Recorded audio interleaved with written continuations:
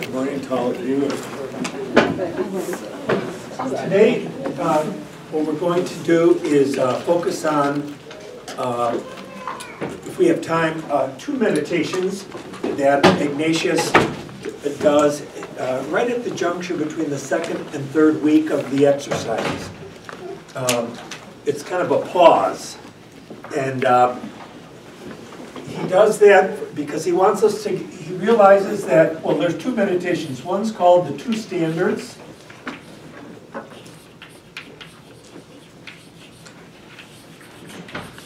And the second one is called 3 classes, or 3 types of person.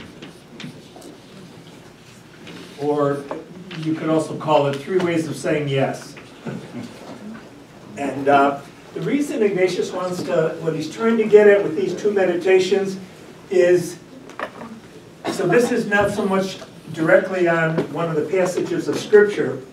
They're not based on passages of Scripture. They're based on the tendency he realizes that we all have towards self-deception.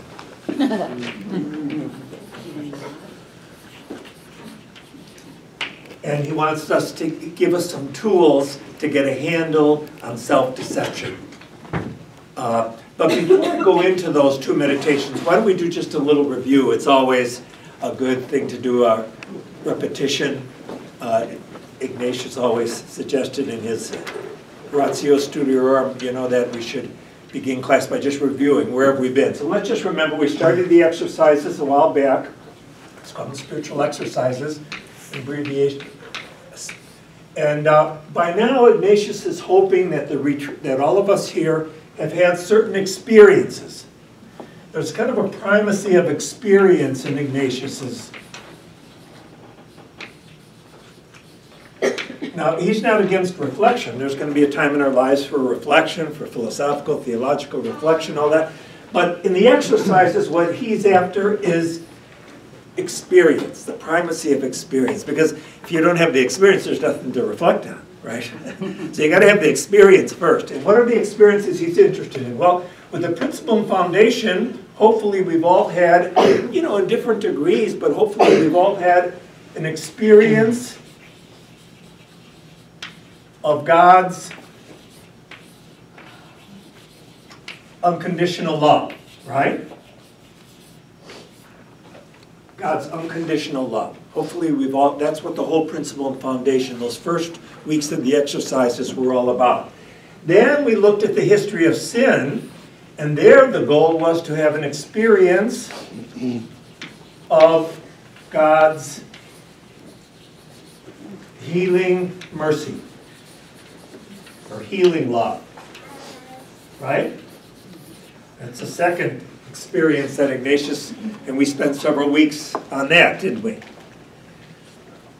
And now, then after that, more recently, Ignatius's hope that we've all had the experience, to some extent anyway, of Christ's, Christ's call or invitation to be part of the kingdom project. God's dream for our world. Right? So that's kind of where we are now. Hopefully we've had these experiences in one form or another.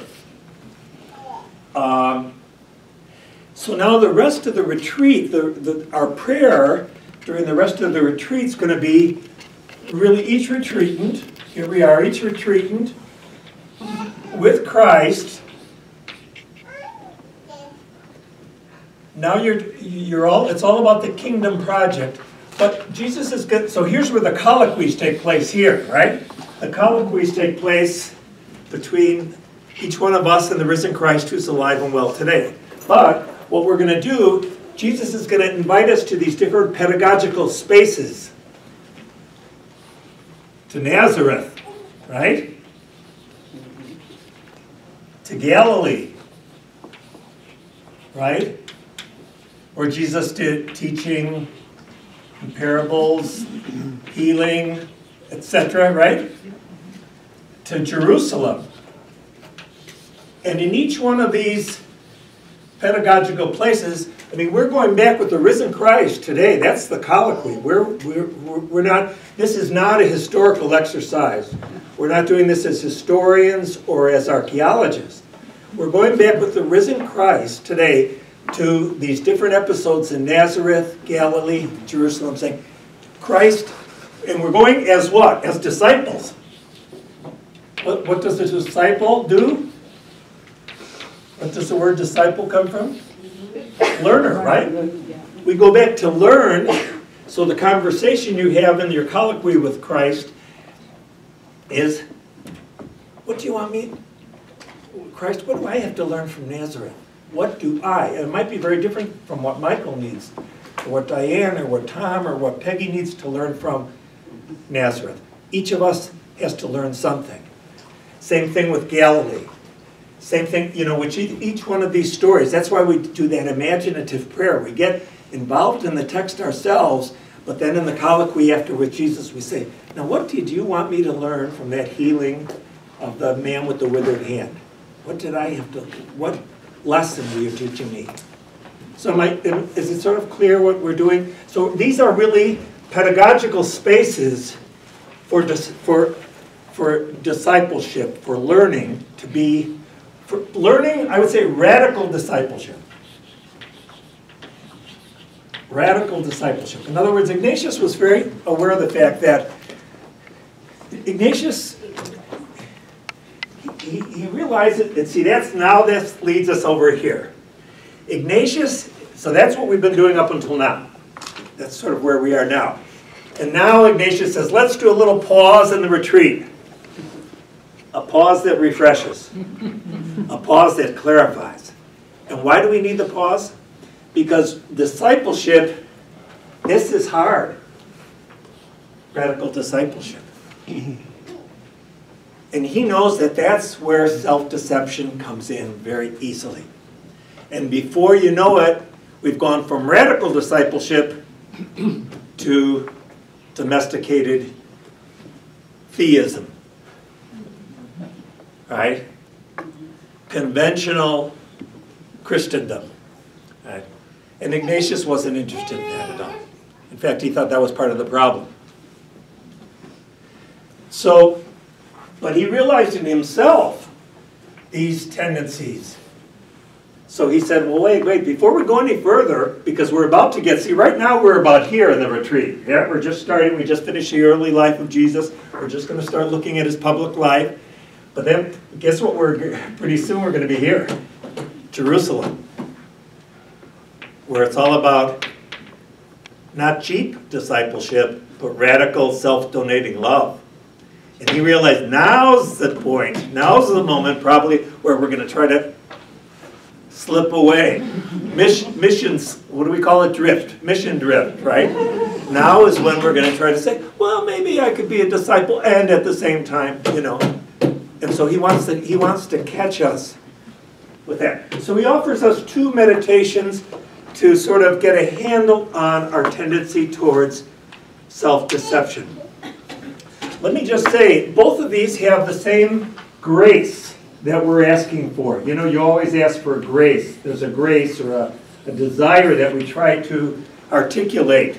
And for both of these meditations, Ignatius has, it's called the triple desire: to know Christ more intimately,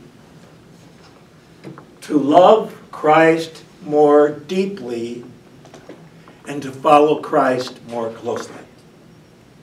That's why we're doing these two meditations, because we want to know, love, and follow radically.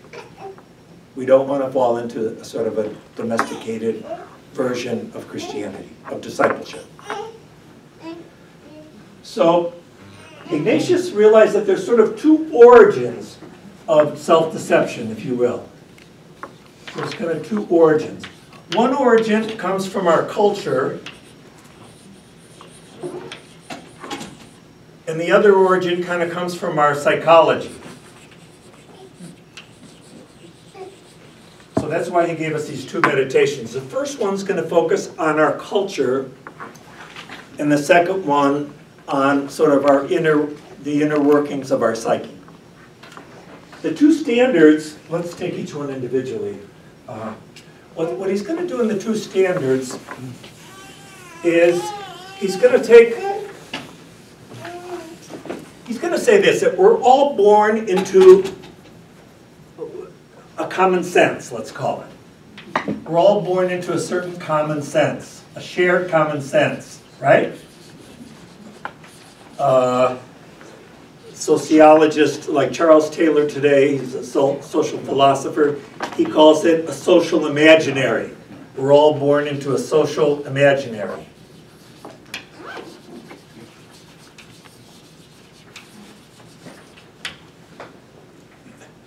A social imaginary, what is it? And it'd be different, like if Tom Strunk, he could tell us the Greeks, right, had a social imaginary, different from ours. The Middle Ages had one, different from ours. The Renaissance had a different worldview than ours, the Enlightenment. So in each period, there's sort of a common sense that you imbibe, that you breathe in, that becomes just part of natural. They're the presuppositions we live by, or that we're taught from down all the way up.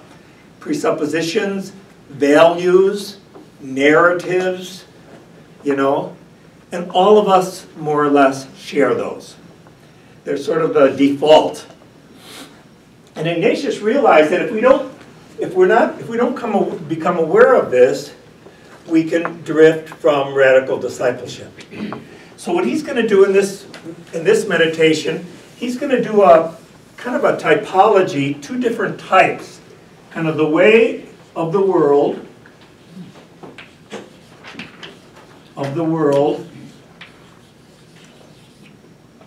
and Henry Nouwen in a book commenting on this two standards meditation calls this upward mobility.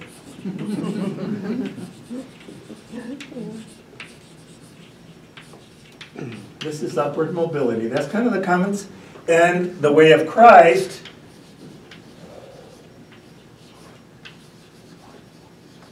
is a downward mobility.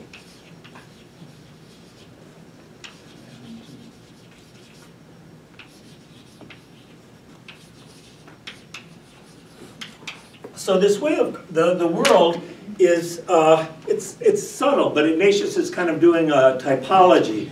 You know, just the other day I gave a talk at Good Shepherd Parish, and I did a typology. You know, we all know what a typology is. You know, you kind of do it A and B, black and white, even though you realize reality's grayer in the middle.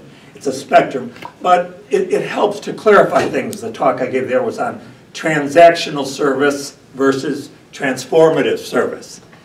And, you know, I said transactional service is the kind of service you find in the, you know, when you go to the, let's say to change your driver's license or some service like that, you get in line, you turn in your documents, they provide you with a driver's license, and you walk away, right? Client A goes in, pays what, comes out with service, whatever, that's transactional. But nobody's been transformed in the process, right? And I always say in Christianity, we aim for transformational service. One that's mutual. Not only am I transformed as the one who is assisting another person, that person hopefully is transformed in the process, and we both are. Anyway, that's kind of a spectrum, and I said, well, and we had all the people, the social justice people there at the Good Shepherd Parish. But then they made it clear that, well, in the practice, all of our apostolates, they said, are somewhere in between those two extremes, right? But it helps sometimes to have a typology. It kind of clarifies your thinking. So this might seem a little bit Manichaean to you, but it's helpful to clarify our thinking. There's kind of a tendency, our common sense is towards upward mobility. That is to say, material, Ignatius has 3 steps. He says it usually happens in 3 steps. Step 1, material possessions. The more the better. The more the better. You know, in other words, possessions are good. Wealth is good. That's part of our market economy. We live in a market cultural imaginary or social imaginary, which says basically we are what we can what we produce, so we're defined pretty much by our work, but we're also defined by what we're able to consume. You know, I mean, that's part of our cultural imaginary. So if you can't consume, if you can't buy anything, that's not good, right? So you should aim to be able to be in a position to have the basic, and then of course what's basic, we all end up wanting a little more than we need.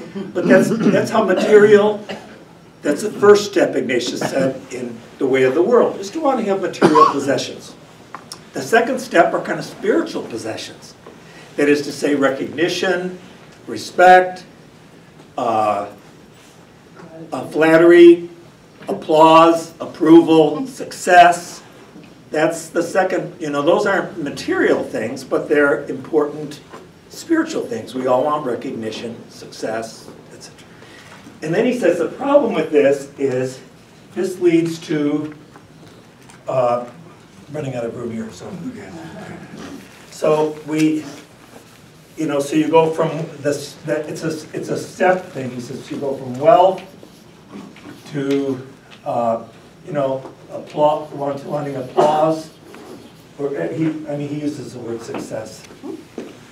Success. And then you become what? Unfree. That's the word he uses. See, again, now you're unfree, and you want to be a radical disciple. But little by little you become unfree, because these things, you didn't realize it, we don't realize it often, these things start taking control over us. And we become unfree, and then he says this leads to pride. Now he's not talking about an abstract moral treatise here. He's talking about pride as being kind of something that keeps us unfree from this. So what's the way of Christ? So that's the way of the world. Upward mobility. Doesn't sound terribly bad, right? Upward mobility. That is part of our common sense.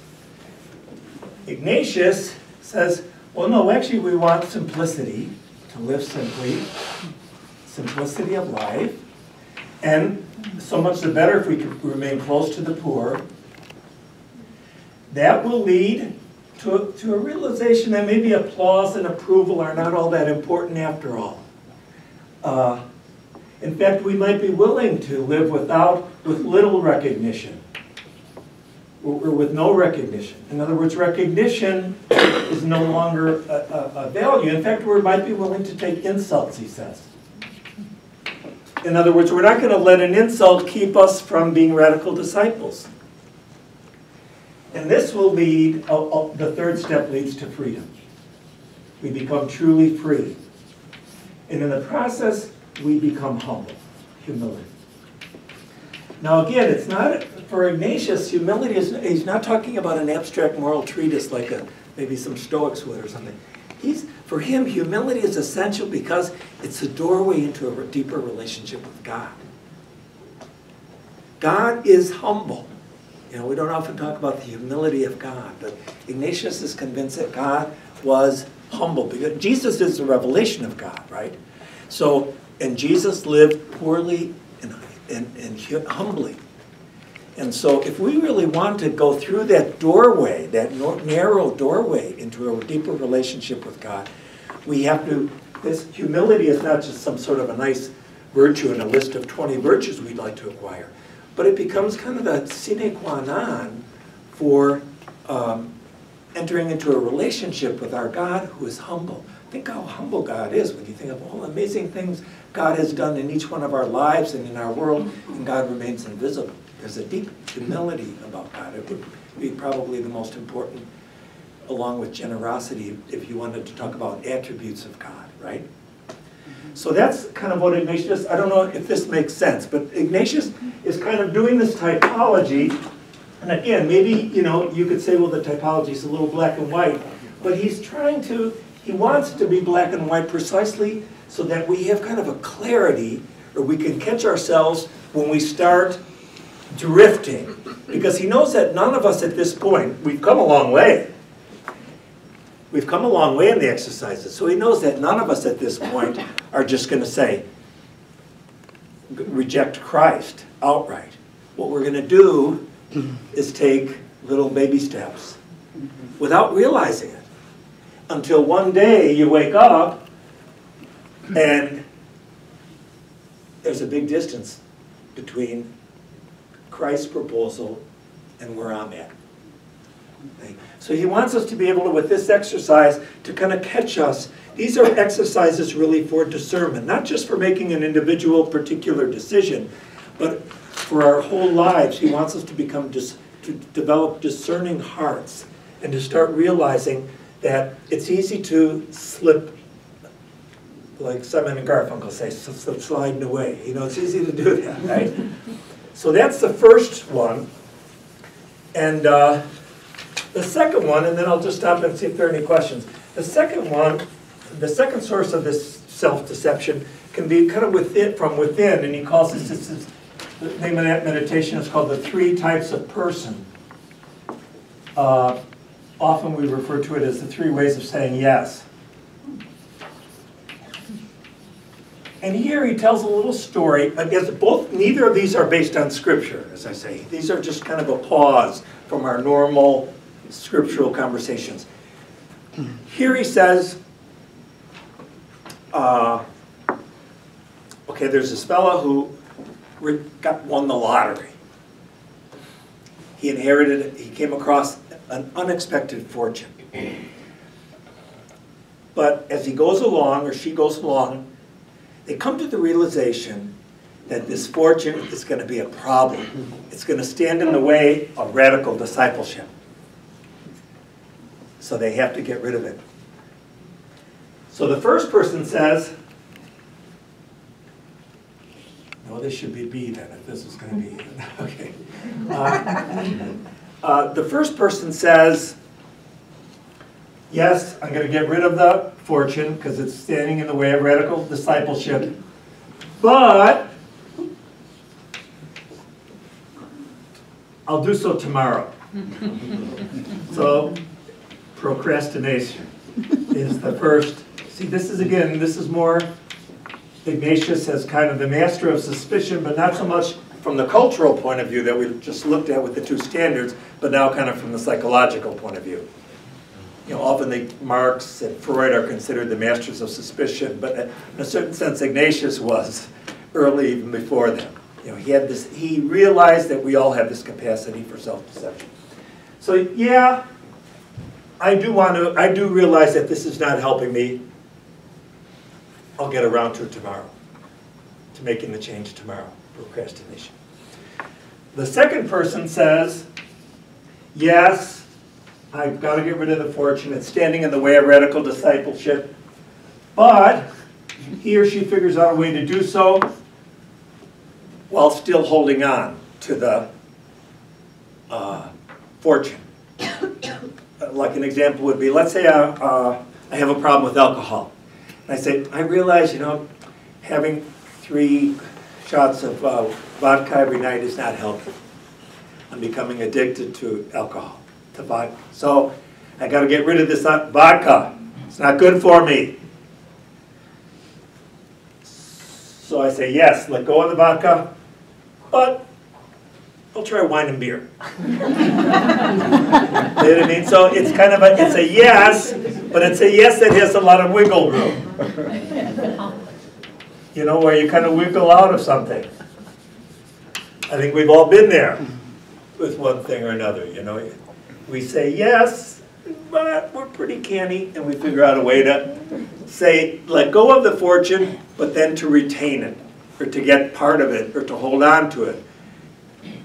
And then the third one is where Ignatius really hopes we become, it's a yes without buts. It's a yes without conditions.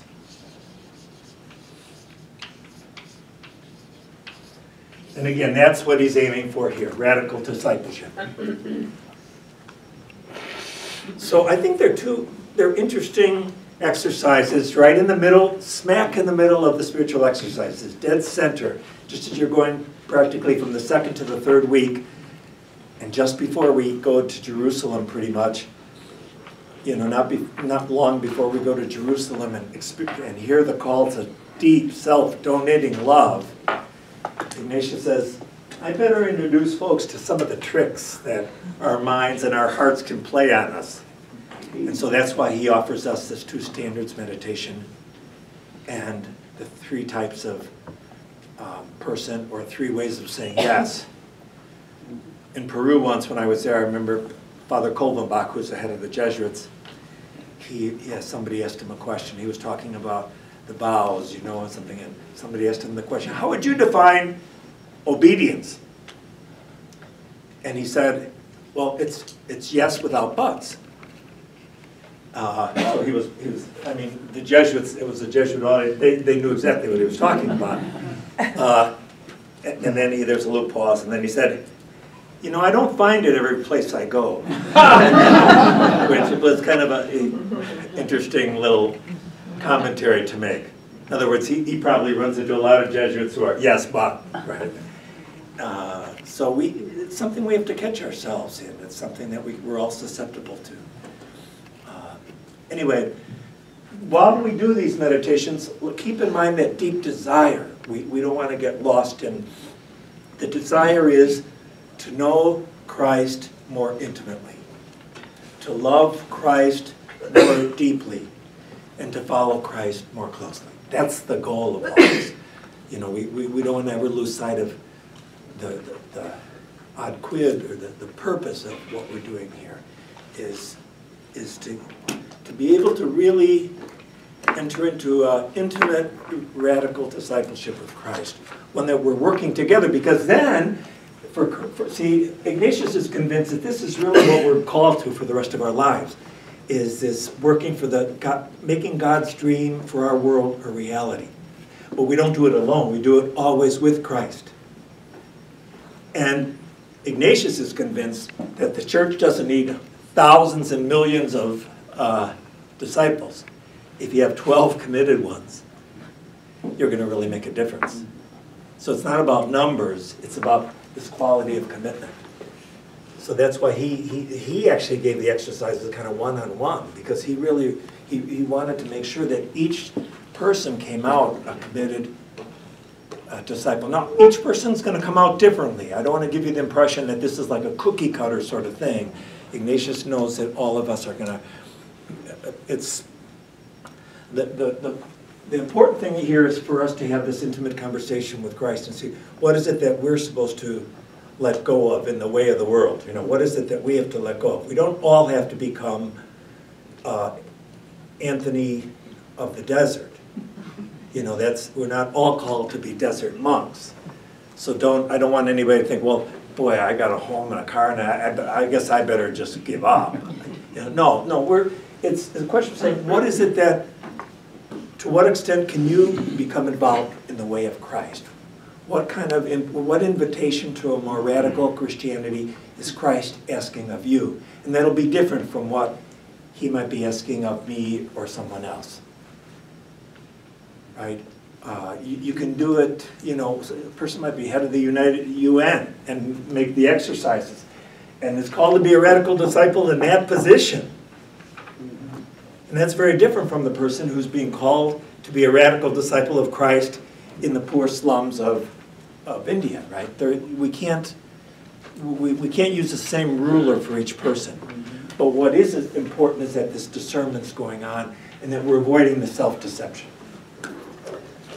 We have a few minutes for questions. I'm sorry I went a little too long, but there's a lot of stuff here, and it's always good to do a little bit of a review too.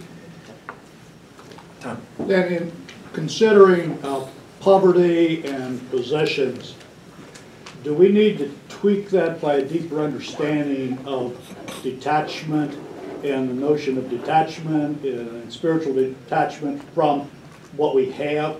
Otherwise, in its simplistic form, poverty is the ideal, and so why are we doing all this social mission stuff to alleviate poverty? They've got it made. Well, yes and no. What I would say to that, first of all, yes, that's why I said he's talking about detachment. I think you're quite right on it. But in terms of poverty in Scripture, it's good to remember there's really 3 kinds of poverty, I think. You know, it's one of those analogies, by the way, you know from you were at the Mercy, we had a retreat yesterday at Mercy, and we realized how there's about 150 definitions of the word mercy in Scripture, right? So same thing with poverty, there's at least three. One is material poverty in Scripture, and it's clear from so many passages in Scripture, all the way from the Old Testament to the New Testament, that this is something that we should be working against. It's the kind of poverty that kills children before they reach the age of 5. That kind of poverty is clearly what we're called to work against, I think. Then there's spiritual poverty that Matthew, for example, refers to in the Beatitudes. So this is like a sin to be avoided and to be worked against. This is a virtue. Spiritual poverty. That's something we should all be striving for. What is it? Spiritual poverty? Well, there's many different ways of understanding all these terms. Like Teresa of Avila refers to it a lot as this radical realization that my life depends on God. It's a radical dependence on God. But it also leads to what Tom's talking about, is there's this detachment then, that I realize that all that I have is really for the sake of others and for the sake of the mission. They're not these goods that I have are really goods for others. So it leads to a real freedom. A real spiritual poverty should lead to freedom. And then there's, more recently in the church, we've talked about poverty as, we've talked about the preferential option for the poor. Poverty as an option. Now that's when I've been blessed with a lot of, all the basics I need for life, a good education, good health care, all that. And yet I choose, out of solidarity, to draw closer to and to help out those who are, so there's a choice to actually become. So those are three different, to Tom's point about the term poverty needs to be nuanced. And I think certainly detachment's an important thing. John, Doctor? Where is the real poverty of spirit, which seems to me to be the real problem that we have in our society today? And that's exactly what Ignatius is looking for. He says he wants us to become poor in spirit. So the poverty, this downward mobility that he was talking about, begins with spiritual poverty. And he said what can help us become spiritually poor or detached is proximity to the poor. Ignatius says. He says, so we all should be asking for spiritual poverty, he says, and if God would give you the grace to also adopt actual poverty, that is to say, to grow closer to the poor. Now, again, that's not part of the way of the world. It's not part of the logic of upward mobility. The logic of our world is that the more the better. No, I'm not saying that's the logic that I don't think most of us have, imbibed that 100%. I mean, I think we have a critical distance from that. But I think we would admit that that is pretty much the kind of the logic of the marketplace is trying to tell us that, that iPhone that you bought 6 months ago, it's no longer any good. You need the latest. Now there's a iPhone 10 or whatever, right? So maybe I'm missing something here, but we hear that 47% of our children in this city are living in poverty. right. So when I experience that, it looks to me like their spiritual life is what is really in poverty. Oh no, I think that's a good point. So I can't understand in our society, particularly here in this city, while anybody doesn't have. Well, I think you're right. It's just so perplexing. It's perplexing. I That's see exactly right, examples of Doug. that I every couldn't day. agree more. And Ignatius would agree 100% with you, and I think Christ would. In other words, we should see material poverty as really a sin and something that we have to work against. I mean, the answer is simply that we're capitalistic and not socialistic. In like Denmark this week, which takes care of all their people, education, housing, retirement. It's the most socialistic country in Europe. Everybody lives really well in Denmark. Now they've put up walls against the refugees because they would have to take care of them equally to all of their citizens. So it's a conundrum. I mean, you either, Have you been to Denmark? yeah, I'm thinking about it.